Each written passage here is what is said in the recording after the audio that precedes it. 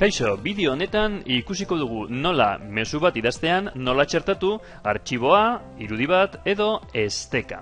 Mezu bat idazteko, klikatu idatzi. Artxaiaren izena, idatzi gaia, eta jakina, idatzi mezua. Behin idatzita nola txertatu artxiboa. Hemen klip bat dago.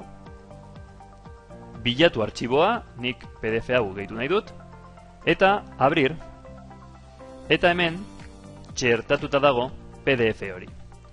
Irudi bat txertatzeko bi modu daude.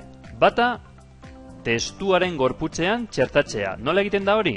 Hautatu non txertatu nahi duzun, adibidez hemen, klikatu hemen, argazkiaren ikurrean, bilatu irudia, eta txertatu.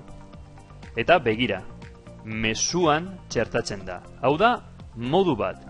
Beste modu bat da, txertatzea irudia beste eranskin bezala. Horretarako, klikatu behar duzu hemen, erantzi fitxategia, bilatu irudia, eta gehitu. Orduan, beste artxibo bat bezala, atxikitzen da irudia. Eta bukatzeko, nola egin esteka bat, nola hipervinkulatu hitz bat. Adibidez, informazio gehiago lortzeko klikatu hemen. Hautatu, estekatu nahi duzun hitza edo hitzak, klikatu estekaren ikurrean, eta idatzi hemen helbidea. Behin idatzita, edo kopia-pegaren bidez, adostu, eta bidaliko dugu, eta ikusiko dugu nola ikusiko duen hartzaileak. Hartzaileak jasotzen du mezua, irekitzen du, eta hemen daude bi eranskinak, PDF-a eta irudia, eta hemen klikatzen badu, irekitzen da beste web bat.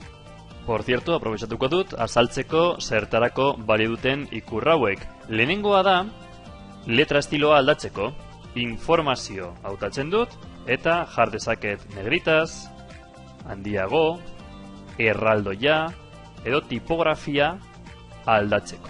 Lehenengo ikurra. Bigarren ikurra ikusi dugu, atxikitzeko fitxategiak, hirugarrena estekatzeko hitzak, laugarrenak balio du emotikonoak txertatzeko.